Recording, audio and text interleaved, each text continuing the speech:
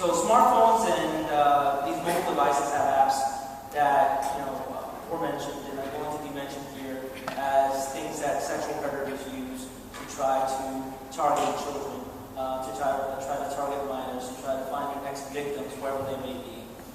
These smartphones have apps on them, things like Facebook, Twitter, Foursquare, Instagram. I know it's really big right now, and other social media apps. Most smartphones also come with features that place GPS markers on pictures, but also give constant location updates.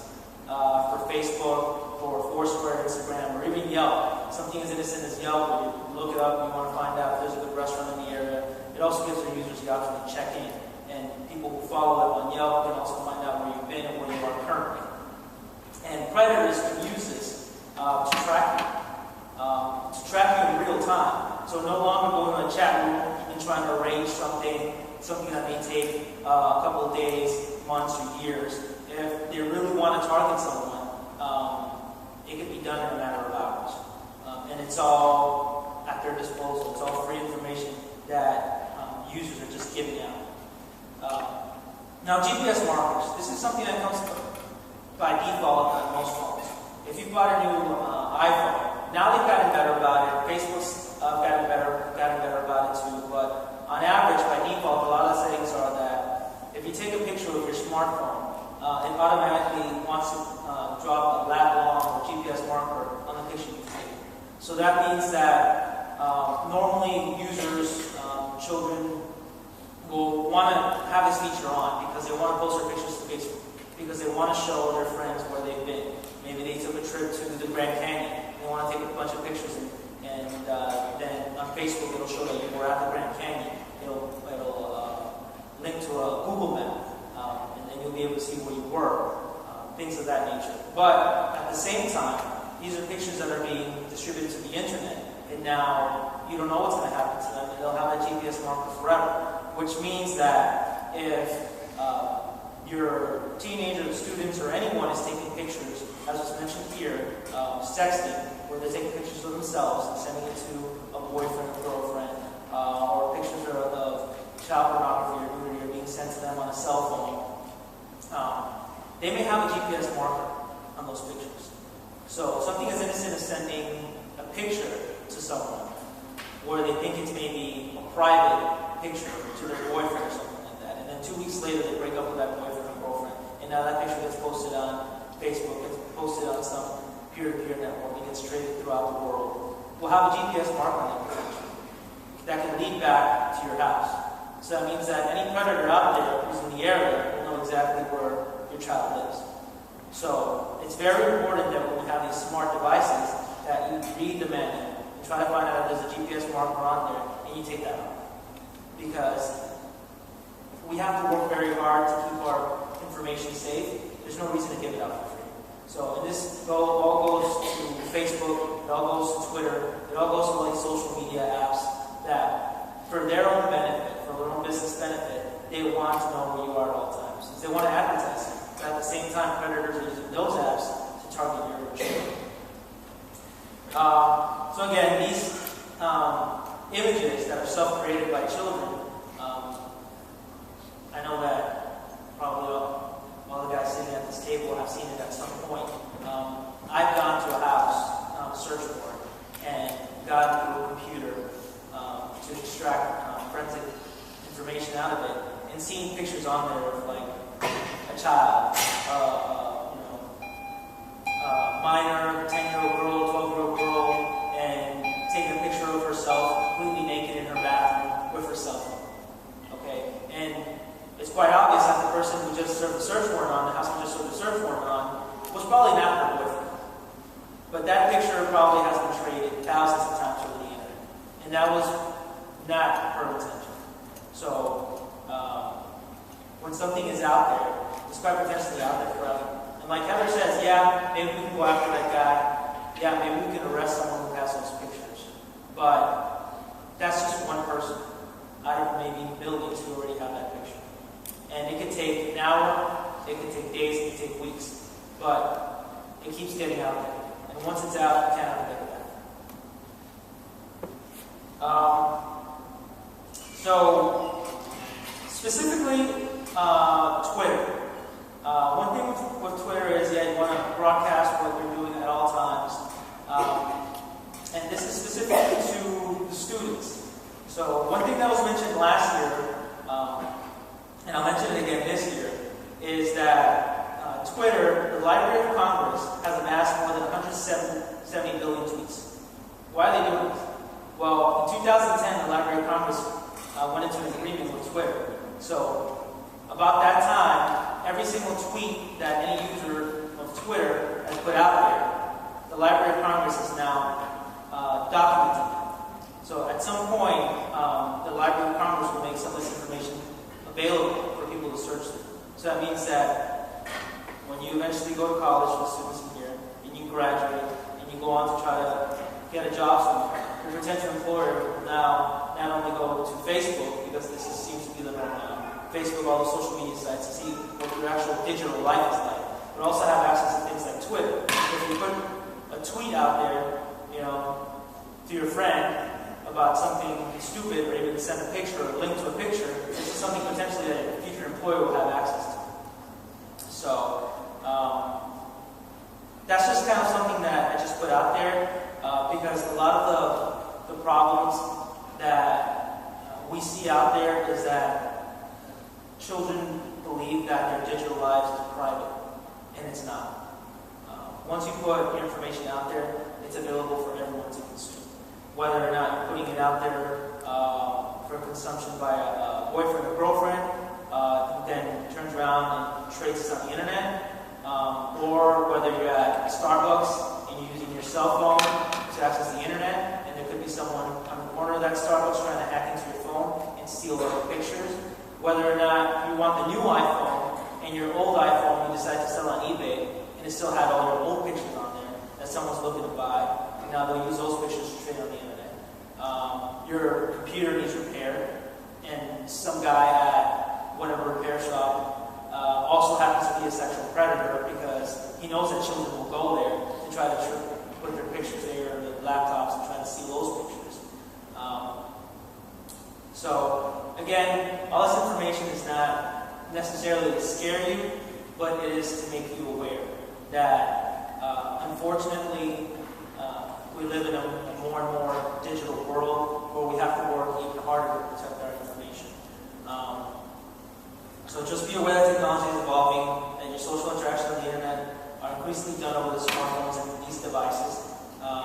And don't only attempt to secure your personal computers at home and try to monitor, as Heather said, the use of your children and their computers at home, but also try to monitor the use of smartphones and smart devices. Speak with your children about the importance of privacy. And try to contact, or like I said, read manuals about the cell phones and the type of things that the cell phone can do, if there's a GPS marker on it, or there's certain apps that can be installed on it that might potentially be a privacy issue for yourself and for your children. And again, just I know this is very quick and very brief, but just wanted to come up here and just thank you all for being here. Thank the Congressman for inviting us back, and just be aware that this is a very important issue for all of us. This is a very important issue for my agency, and thank you again.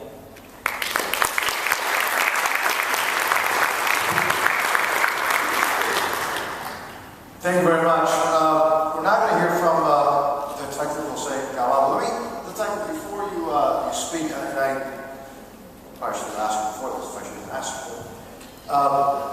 If you can comment, if you can, about how long it takes, if a child is on the internet, or somebody who is posing as a child on the internet, how long does it take for that child to usually be targeted?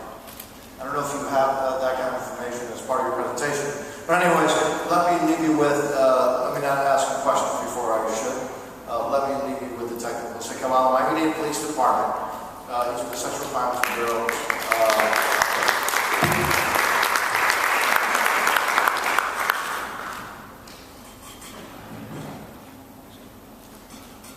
And also, by the way, recently had back surgery. you, Congressman. Thank you, everyone, for inviting me to talk about a very special topic that is near and dear to my heart. The presentation that I want to talk about tonight was put together by the National Center for Missing and Exploited Children's NetSmart program. And we'll get started.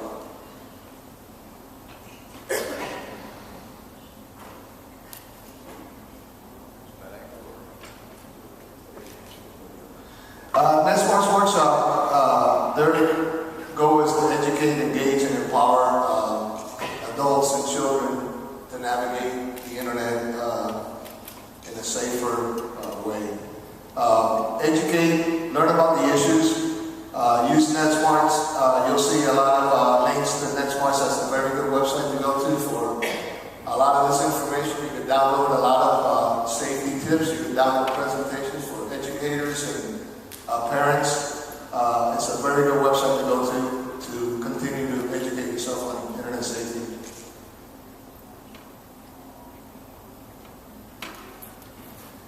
I'm not here to scare anyone about, this thing is moving on its own, I'm sorry. I'm not here to scare anyone about the internet, and I don't want you to go home tonight and throw all your computers in the garbage. The internet is a wonderful tool if used properly. And what we encourage parents to do is to monitor what your kids are doing online and talk to them about websites they're going to and guide them in using the internet in a proper and safe manner.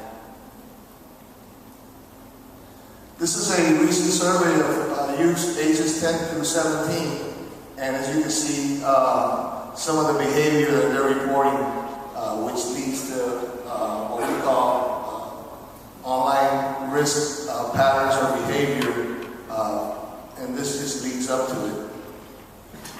And I don't have a lot of statistics because I'm trying to put the important stuff due to the time constraints, but the statistics, as Heather spoke about, are staggering when it comes to the internet and predators and what our children are doing on the internet.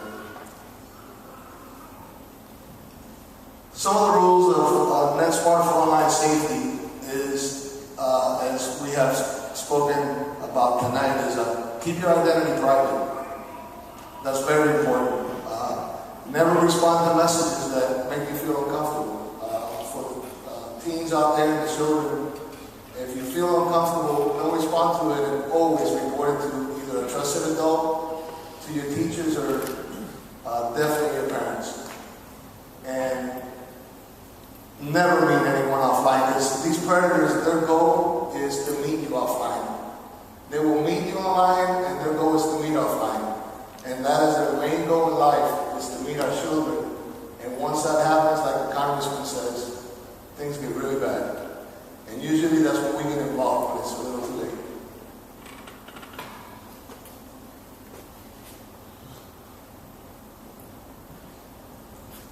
Some of the things that your children are doing online, online gaming, webcams, blogging, social networking, cell phones, a lot of these things we've been hearing tonight. But our children are pretty much doing a lot of things online. And what we're experiencing nowadays is, we'll touch on it in a minute, but most of the stuff we're experiencing nowadays is cell phones. And just about any gaming device that's out there nowadays has internet capability. Also, a lot of them have wireless, so be aware of that. It's just because it's not plugged into a cable to your internet doesn't mean that it's not accessing the internet.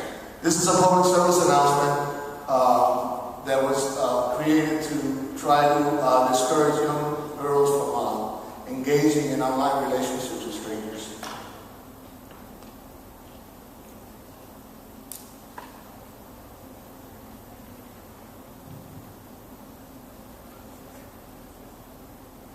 I think we're missing the voice.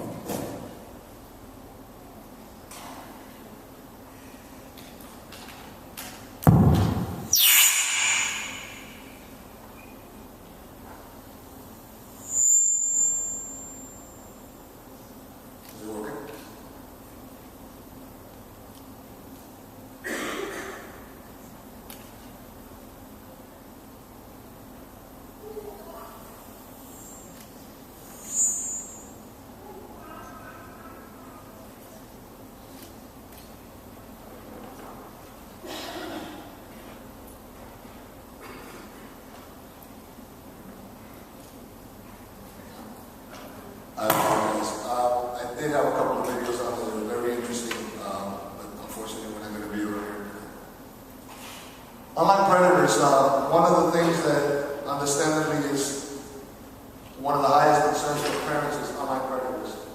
And remember that online predators are on the same websites as your children. Predators are male and female. There's no certain group that we can target. Any age, any profession. Unfortunately, I've arrested anywhere from doctors to police officers committing online crimes. So it involves anyone. We can't just look at the creepy looking guy in the street corner and say, this is an online predator. You got to be very careful because online predators could be anyone. And they're experts at grooming. Some of the folks before me spoke about online enticement. Experts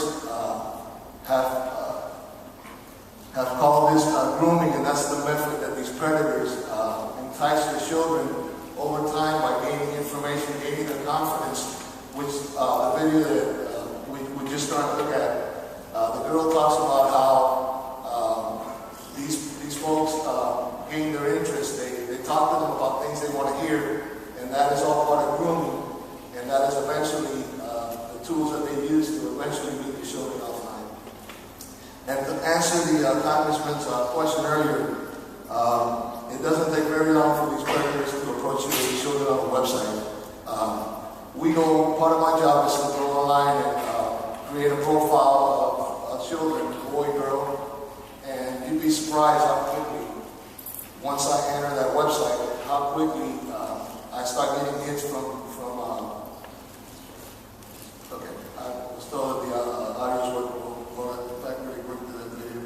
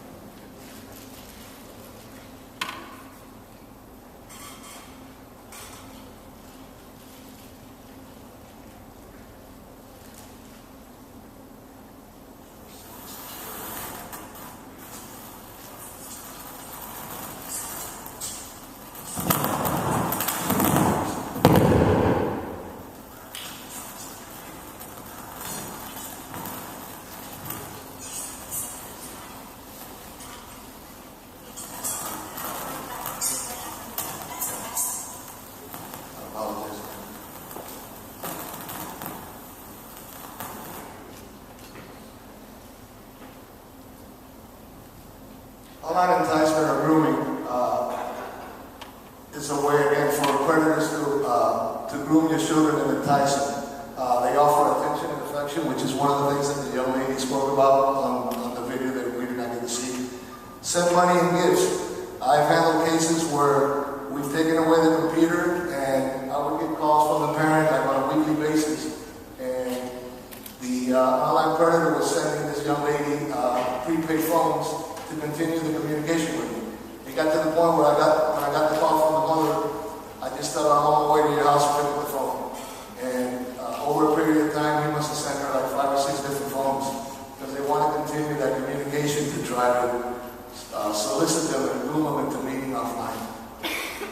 Send sexually explicit images, talk about inappropriate sexual topics. Again, ask to meet in person, that's the key. And they're very patient in developing a relationship. I've had cases where I've spoken to individuals that thought I was a young girl or a young boy for over a year before they finally decided that they were ready to meet in person with me. So they have plenty of time on their hands. 1 in 25 youths online are encountered by aggressive sexual solicitation. Unfortunately, a lot of these don't get reported because children, when we talk to them, think that it was not harmful. They don't think anything of it. They don't think it was anything that was risky. So please help talk to your children about reporting anything that makes them feel uncomfortable or that they're being victimized online.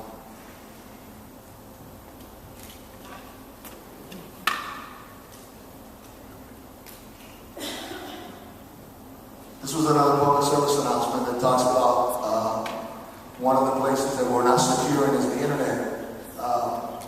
We spend a lot of money every year in securing our homes, buying gated doors and gate bar doors and bar windows. But the one door that we're not securing is the door to the internet. We secure all the doors in our house, the front door, the rear door, the side doors, but the door to the internet we're not securing.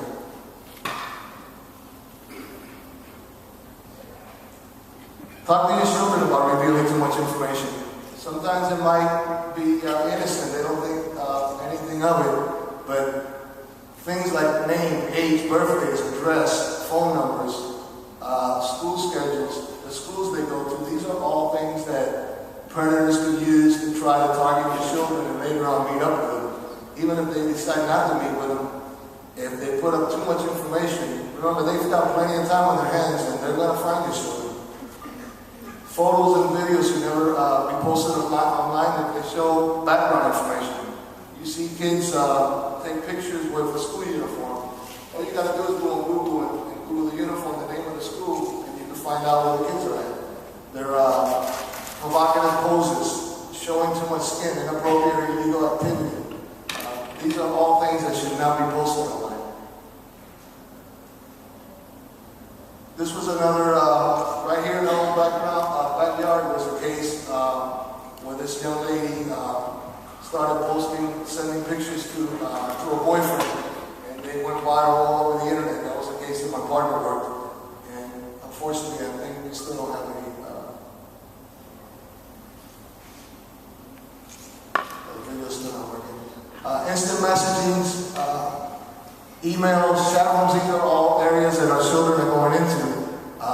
Talk to your children about choosing the proper screen names. I've seen screen names on Facebook, eye candy. These are things that if I'm a predator and I'm looking through Facebook and I'm looking through the internet, I'm going to go after these girls that are using provocative pictures, are using names that, attract the predators. Use names that don't lead back to where you're at. They're not provocative in any way. Just plain screen names. Just be careful. Sometimes we don't pay attention to that, but the screen names that we use could attract sexual predators, and they do attract them because they tell us about it.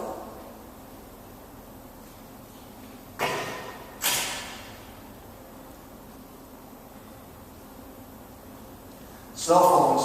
Cell phones is a big thing nowadays. Pretty much a lot of our cases nowadays are cell phone cases. Cell phones can access the internet. They can do everything that a computer can do. And as Doral spoke about earlier, cell phone is a computer. So I've had parents that are not knowledgeable with phones or any other type of media, and they tell me that they didn't think that their kids were going online with that. So be very careful what your children are doing on their cell phones.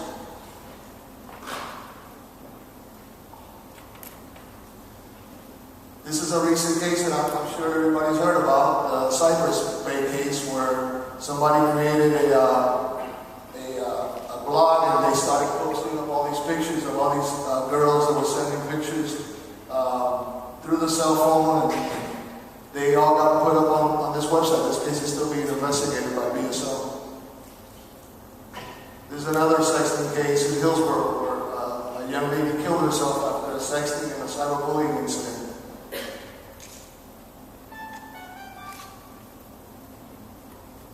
Another case of a Florida school teacher who was arrested for sexting a 16-year-old former student. I mean, these are just a couple of them.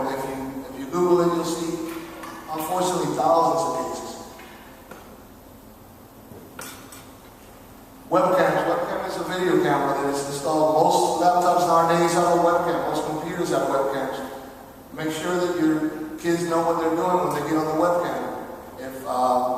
If I was you and you have a small child, make sure that you have the webcam turned off, because a lot of times it could be running. And I've had cases where the kid didn't even know that they were being recorded because the webcam was running.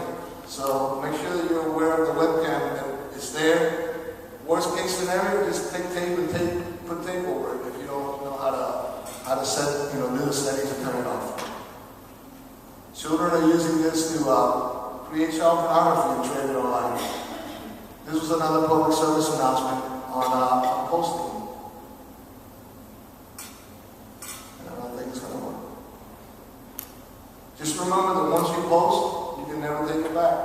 you post online, it's gone. You can never take it back. You lose possession of it. It's gone.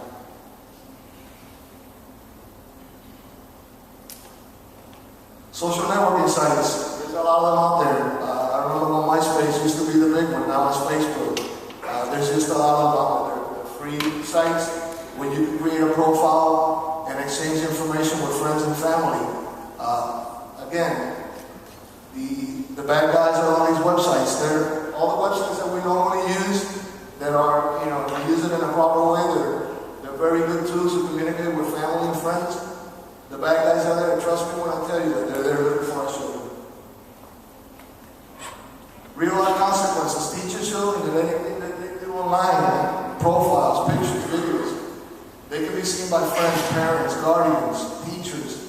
Everybody has spoken about college and universities, employers. We get calls all the time from our recruitment unit, and they'll give us information on a name or a profile, and they'll ask us to go on there for somebody that's applying to be a police officer. And a lot of times, not a lot of times, but there's been times when I go on there, and we find some really outrageous pictures that they posted many years ago, maybe a couple of years ago, and now they're trying to become a police officer, and it flags them and they'll get hired. So a lot of employers are doing that, and online predators are also seeing the same information.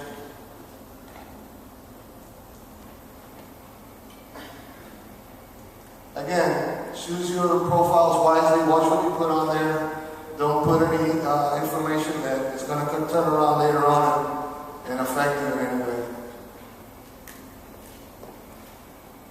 Cyberbullying, that's spreading rumors and gossip through text messages or through social networking sites or electronic devices. Here's some statistics on teens that reports being harassed or cyberbullying. What to do when you get cyberbullied? Don't respond right to the messages, because now you're empowering them and engaging them in the conversation. Do not respond back. Save the evidence. That's some of the folks spoke about before us. Do not delete anything. Save the stuff and give it to law enforcement. I've had cases where unfortunately we weren't able to do anything because the parents found out that the kids had set up an inappropriate website, and they went on and deleted it. A lot of these websites, once you delete it, it's gone, and we can never retrieve any of that information. So never delete anything. Online gaming is a big area now where kids are going to, and Xbox, there's a lot of them out there. They all have internet access, they all have wireless, and trust me when I tell you that the predators are on every one of these websites.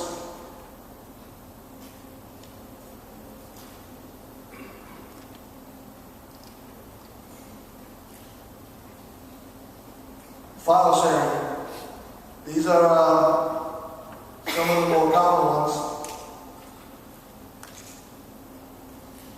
Our LimeWire, there's a bunch of them out there. We, myself, Heather, we do a lot of investigations on these peer-to-peer file sharing networks because there's a lot of child pornography being used on these networks to trade child pornography. We do a lot of investigations on these type of websites. So be careful what you search on there and the files that you might get back. Keep an eye on, if any of your children have any of these, you might want to keep an eye on their folders and see what they're downloading. Because sometimes you might try to search for a song or a movie, and you'd be shocked at the amount of child pornography that comes through these websites. And you might search for a movie or a song, and you're going to get child pornography. Set the rules. Talk to your children about what websites they visit, who they can talk to. The key to this whole thing is to monitor what your kids are doing and talk to your kids about what they're doing and help them serve the internet in a safe manner.